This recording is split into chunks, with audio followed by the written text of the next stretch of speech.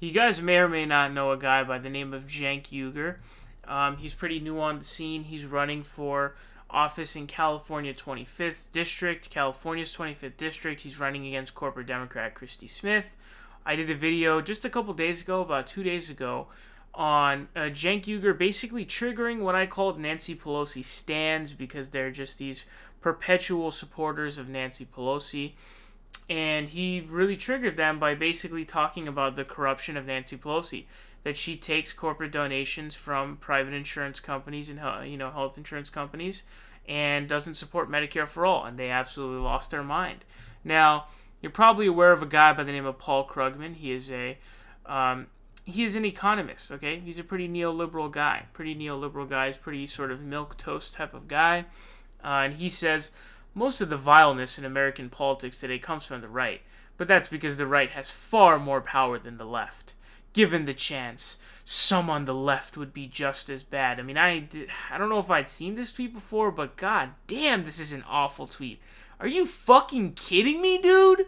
Are you seriously... Not only is it one thing to be like, oh, Cenk's comment about Nancy Pelosi being a corrupt politician, and that resulted in the death of 45,000 people, not only is that one thing to call that bad, but to compare him to the vileness of the right wing, and I don't know which aspects or which contingents of the right wing he's talking about here, but are you fucking kidding me, dude? Are you serious?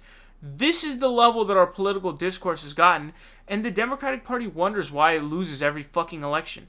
Because instead of being about the issues and actually trying to save 45k people from dying from lack of health insurance, they're more interested in, Slay Queen Nancy Pelosi claps sarcastically at Trump. Yes, Slay Queen. It's like, wow, you guys are fucking idiots. Holy shit. It's so angering, man. And Cenk responded to him saying, Paul, it is a fact that Speaker Pelosi is against hashtag Medicare for all. It is a fact tens of thousands die a year because we don't have universal health care. It is a fact Pelosi has taken millions from the insurance industry. What's weird and vile is your defense of her corruption. This is absolute facts. And Anna Kasparian jumps in. She says, he called you vile for wanting to get health care to all Americans. The media is broken.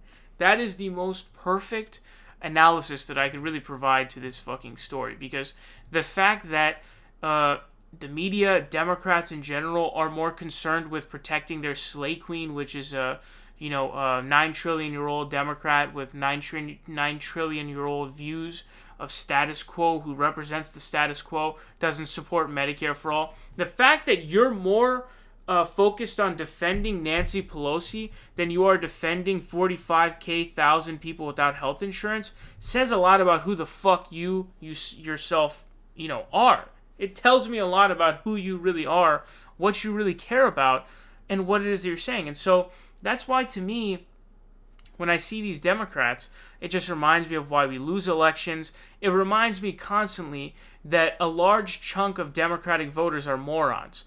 A lot of them are like 40-year-old, middle-aged white women who enjoy drinking wine, have a couple of kids, and go on Twitter and have hashtag resistance in their name, and are just super cringe, man. You know the resistance people that I'm talking about. These aren't folks who are opposing Trump from the left. These are people who oppose Trump because he says pussy and stuff like that.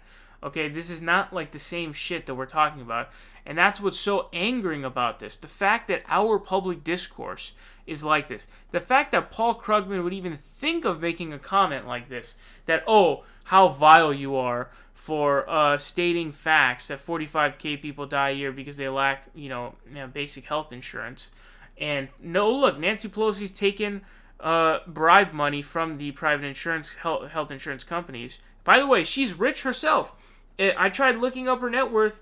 Her fucking net worth, apparently, it goes between 26 million and 120 million. I don't know why it's such a big range, but she's rich herself. So it's not even really her looking out for other people. She's looking out for herself, too. So that's why she's a corrupt, milquetoast, centrist, neoliberal, status quo-loving fraud. That's what Nancy Pelosi is. And if you're more interested in defending a dinosaur who doesn't support universal health care than you are about supporting universal health care and 45,000 Americans dying because they have a lack of basic health insurance, that tells me about you and who you really are, and that's how I know you're a moron.